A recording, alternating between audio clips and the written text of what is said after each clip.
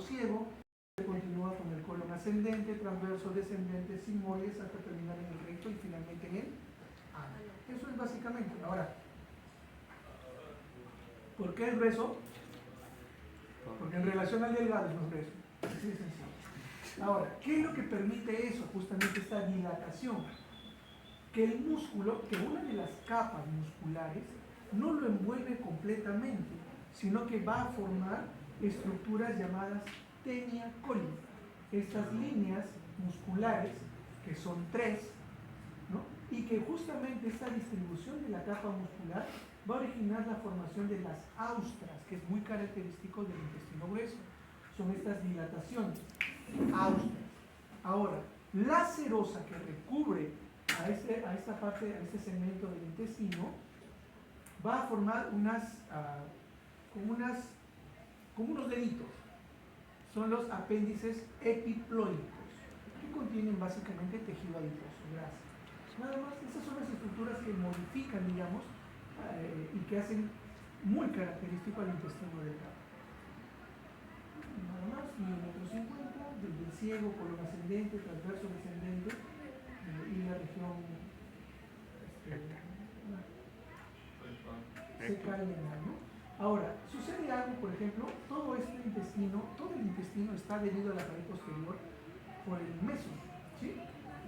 Está, digamos, fijado hacia la parte posterior, por el borde antimesentérico. Ahora, en personas de altura, se ha visto esto, lo pueden revisar en anatomía descriptiva del Smith-Laterjet, que es un meso bastante largo, ¿sí? Justo al nivel del colon sigmoide, lo que origina justamente la mayor casuística en estas personas de los famosos volvos o vólvulos intestinales, que es cuando el intestino grueso gira sobre su propio eje, generando obstrucción de la irrigación sanguínea, ¿no? Eso es una situación muy grave, puede originar incluso infarto, necrosis del tejido, perforaciones intestinales, y si no es tratado a tiempo hasta la muerte, ¿no? Histología del colon, vaya pasando. Siga. Ahí, uno más. Muy bien. Va a haber algunas características que lo van a diferenciar. Primero, no tiene vellosidad. ¿Sí? El intestino grueso no tiene vellosidad, solamente tiene criptas de libro. La lámina propia, muscular y mucosa y submucosa son similares a un intestino delgado.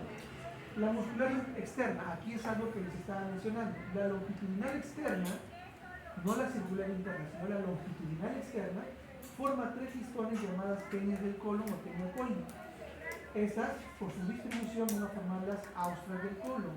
¿Qué otra cosa vamos a ver? Que en la serosa vamos a tener estas cositas llenas de grasa, con unos deditos que están ahí pegados, son los apéndices epiploicos. Y esto es lo que me da la característica del intestino grueso.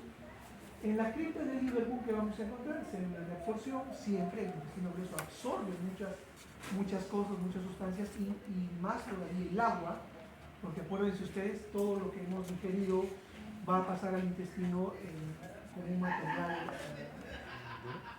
fluido. Estamos sobre la hora, creo.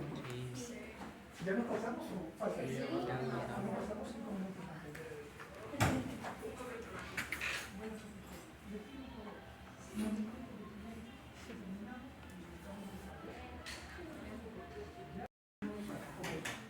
Célula de absorción, el intestino grueso absorbe, es uno de los mejores lugares en los cuales nosotros absorbemos agua.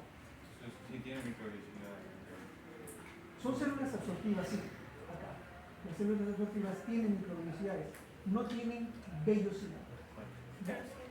Sí, microvellosidad. Después tenemos células caliciformes, siempre en gran cantidad de moco a nivel intestinal, células regenerativas siempre, y aquellas siempre endocrinas también. Corte transversal del colon, miren ustedes, mucosa, submucosa, muscular, y estos tres elementos que parecen nódulos, son básicamente la longitudinal externa que forman las tenias. Estas son las tenias, no se olviden. Tenia coli, ¿no? No es tenia saginata, no es tenia solium, no. Tenia coli, por favor. Para no poner sus clases de parasitología. El término es taenia, así se escribe. Taenia solium, taenia saginatum, pero ya lo castellanizamos y le ponemos técnica. Muy bien, ahora, algo peculiar en las formas de las criptas de Liverpool es que son paralelas entre sí. Ustedes han trabajado en biología, de repente, no sé si en biología, pero en el laboratorio los tubos de ensayo.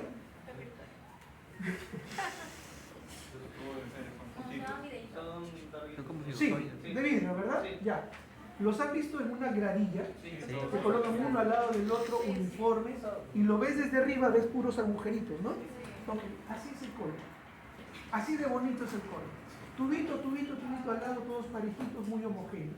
Y si lo ves desde arriba vas a ver algo que parece un pétalo de flores. Ya lo vamos a ver. Esto es así, ¿ya?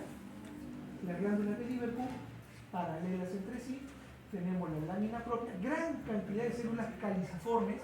Como ven ustedes, esto es un epitelio de revestimiento. Miren acá, miren la distribución, como en el estómago. Epitelio de revestimiento que se invagina. No hay, no hay tejido que se evagina, sino que se invagina. Se mete a la lámina propia. Son invaginaciones, criptas de Liverpool, con gran cantidad de células caliciformes. Luego viene la lámina propia, musculares mucosae, submucosa en la que no hay glándulas, y muscular externa. Criptas, esto es lámina propia, musculares mucosae, submucosa. Criptas, lámina propia. Miren el epitelio de revestimiento, que se invagina en la lámina propia y forma las criptas de Liverpool. Todo esto es lámina propia, esto es muscular y mucosa, es decir, todo esto es la mucosa colónica. Mucosa intestinal colónica, ¿verdad? Perfecto. Miren ustedes, los tubitos, ¿no? Ordenaditos, paralelos entre ellos. Acá se le ha hecho una coloración ácido periódico de Schiff, en la cual las células caliciformes, ese moco, esa mucina, se tiñe de rosado y podemos ver aquí las células caliciformes. El resto es lámina propia, muscular y mucosae, y aquí sería la submucosa. Esta flechita está de más, porque debajo de la muscular y mucosae, ¿qué hay? Submucosa.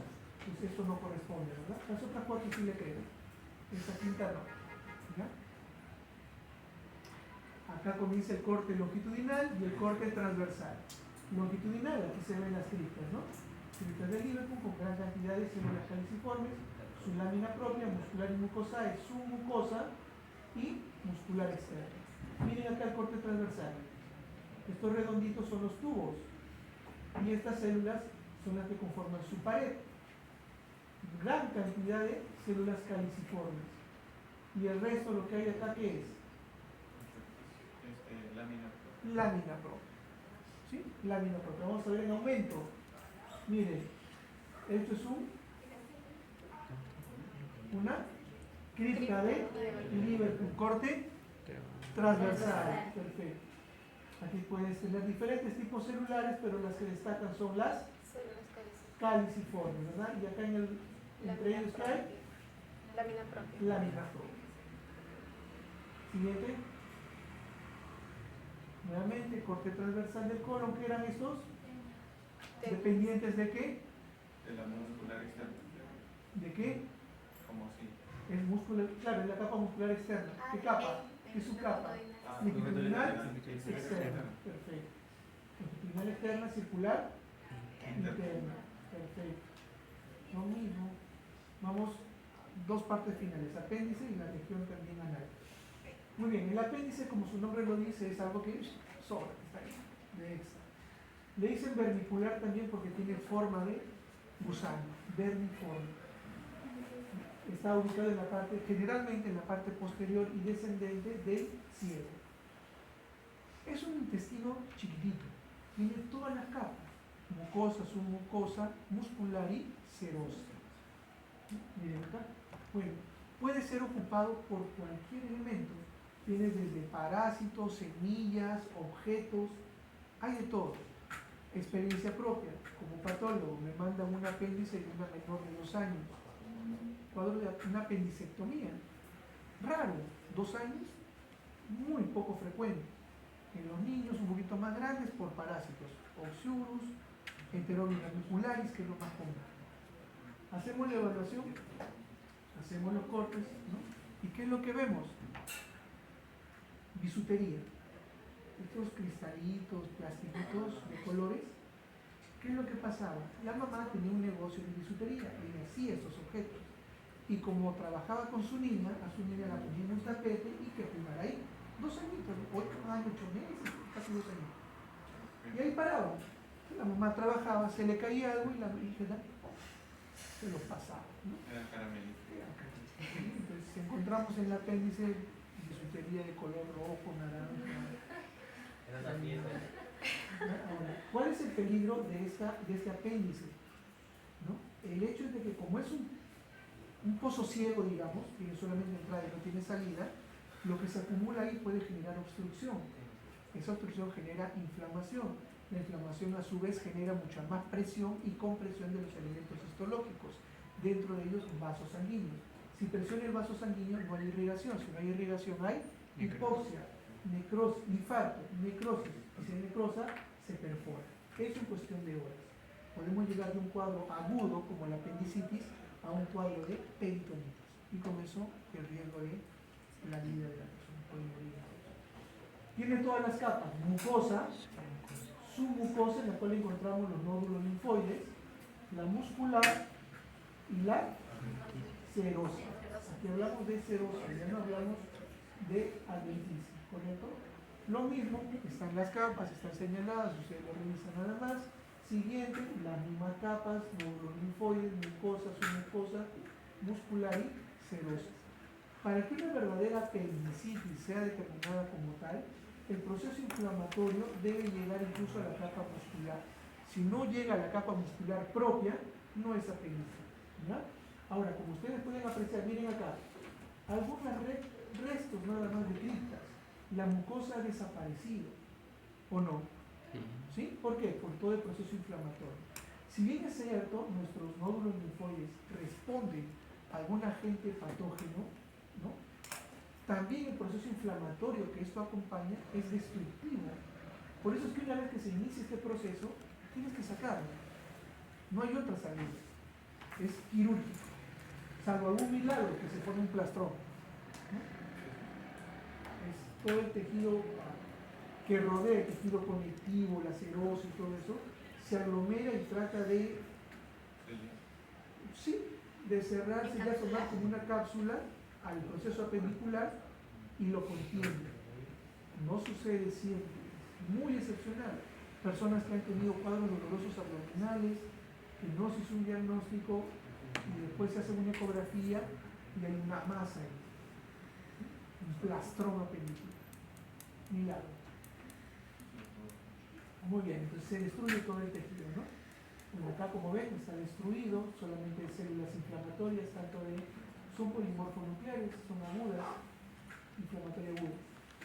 Acá nuevamente un objeto extraño, pueden ser parásitos, por ejemplo, semillas, lo que puede ingresar acá, la mucosa, la submucosa, incluido los nódulos linfoides que como ustedes pueden ver acá, rompe la barrera de la muscular mucosae, ingresa a la propia mucosa, ¿no? Infiltra a la lámina propia y destruye la mucosa también.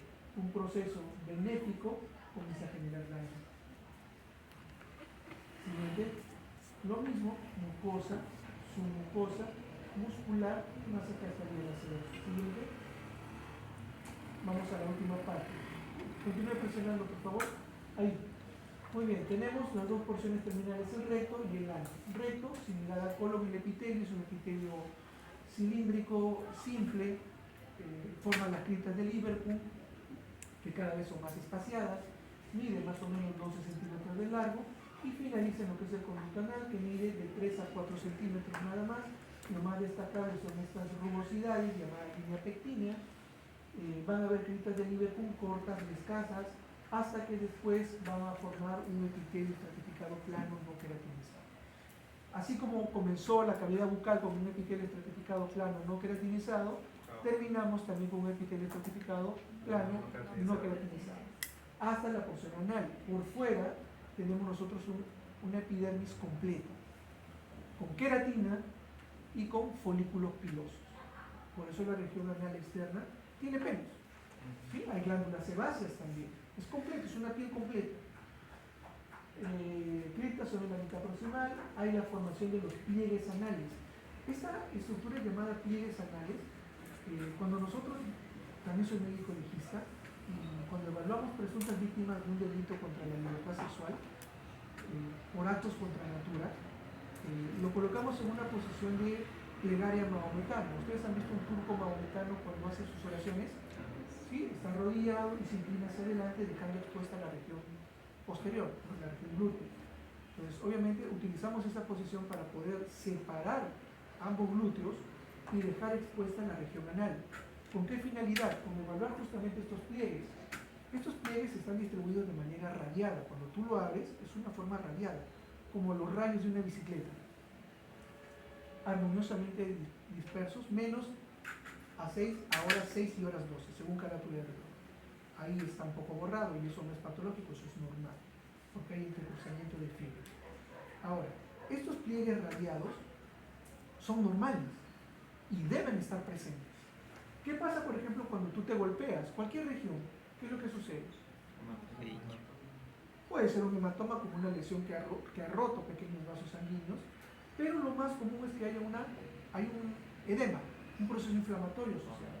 Pero lo más característico es el edema, la hinchazón. Entonces, eso sucede en todos los tejidos con vitalidad. Cuando se habla de un acto contra natura, implica que un objeto duro, contundente, ingrese por esa zona y genere lesión traumática. Hay un edema, una hinchazón. Por lo tanto, cuando tú tienes una zona hinchada, edematizada, se torna la piel lisa o no, brillante o no, ¿sí? Igual sucede acá, y los pliegues desaparecen. Entonces, si nosotros vemos, evaluamos la región anal y no vemos los pliegues, quiere decir que hay un evento traumático, que puede asociarse a laceraciones, que pueden haber ruptura completa o parcial de la epidermis, incluso la dermis completa. Pueden formarse quimos y hematomas también, pero lo más común es el edema, el borramiento de los pliegues radiados, y esto es muy importante. ¿Qué tenemos acá? Miren ustedes, epitelio colónico, con la formación de criptas, ¿o no? Aquí tenemos un epitelio colónico, pero aquí tenemos ¿qué? Estratificado plano no queratinizado, ¿correcto? Aquí estamos entonces en ese límite, ¿sí? Ahora, ¿qué tenemos más acá? Tenemos músculo liso y tenemos músculo estriado esquelético, no cardíaco, acá no late el corazón, ¿no? Esquelético, completo. Entonces tenemos músculo liso y músculo esquelético. ¿Por qué? Lo hemos visto también en vejiga. Porque se expande. Los esfínteres, esfínter interno involuntario, esfínter externo voluntario. Eso también está acá. ¿Y qué más? Estructuras vasculares amplias, los famosos vasos hemorroidales. ¿Ya? Todo eso tenemos acá. Ahí lo tenemos. Músculo liso, esfínter interno, músculo esquelético, esfínter externo, clínica de Liverpool, etc. Estas son las líneas pectíneas, la zona dentada, no muerde, solamente que parece que tuviese dientes, y esto es lo que les dije que estamos evaluando nosotros por los pliegues radiados. El conducto anal, pase por favor. Avance. Ahí no está. Listo, ahí. Mire, el conducto anal tiene solamente 3 capas, ya no tiene la serosa porque se continúa con el resto de tejidos que hay en la región. Mucosa, epitelio, desde el recto hasta la línea pectínea, el epitelio es simple cilíndrico, desde la línea pectínea o pectinada hasta el orificio anal externo, es un epitelio estratificado escamoso no queratinizado. Y en el ano el epitelio es estratificado, espinoso o escamoso, queratinizado. ¿No? Forma básicamente una epidermis, ¿no? Que deja de ser mucosa y pasa a ser epidermis. La lámina propia, glándulas anales, glándulas circanales y los folículos pilosos. Muscular y mucosal, cile, pero no va más allá de la línea rectilínea, porque después de ello ya hay músculo esquelético, ¿no? Submucosa, encontramos los plexos venosos, tanto interno como externo, de las hemorroidales. Y la muscular externa, la circular interna forma el esfínter anal interno, y después tenemos los músculos de la pelvis, que son los que van a formar el esfínter externo, que es el esquelético, ¿verdad? Nuevamente, miren acá, aquí tenemos algunas criptas, un epitelio cilíndrico simple, y por aquí ya comienza la transformación de un epitelio estratificado plano no queratinizado, por debajo las estructuras musculares descritas y las estructuras vasculares también. Lo mismo, esta es la parte muscular, el epitelio, esto es tipo colónico, ¿no? Cilíndrico simple con formación de criptas, y aquí sería un estratificado plano no queratinizado, hasta que se torna ya externo el orificio anal, que ya aquí tenemos algunos folículos pilosos, ¿ves? ¿Ven aquí los folículos pilosos? Es una epidermis completa, queratinizada de todo, ¿no? Siguiente, miren acá, algunos, no es placa, estos son folículos linfoides, ¿sí? Placa sería una acá, continua. Eso es placa, acá no, son folículos linfoides aislados, ¿no? Bueno, tenemos el epitelio, las famosas criptas, y aquí tenemos el epitelio estratificado plano no queratinizado inicialmente. Nuevamente, miren ustedes, el epitelio cilíndrico simple, criptas, epitelio estratificado plano no queratinizado. Esta es la muscular y mucosal, ¿no? Perdón, esta es la parte del músculo liso, ¿no? Del músculo liso. Aquí está la muscular y mucosal. Y miren acá, perdón. Estas son las estructuras vasculares hemorroidales, ¿no? Bastante amplias, dilatadas, es característica de la parte hemorroidal. Doctora, en la lámina anterior se nos pregunta qué le ponemos recto ano. Sí, digamos. Se llama canal anal, ¿no? Solo canal Claro. o canal recto anal. Canal anal. Siguiente, por favor. Y bueno, ahí es cuando ya el epitelio estratificado se comienza a queratinizar, estamos en una piel propiamente dicha, ¿no? Una epidermis completa.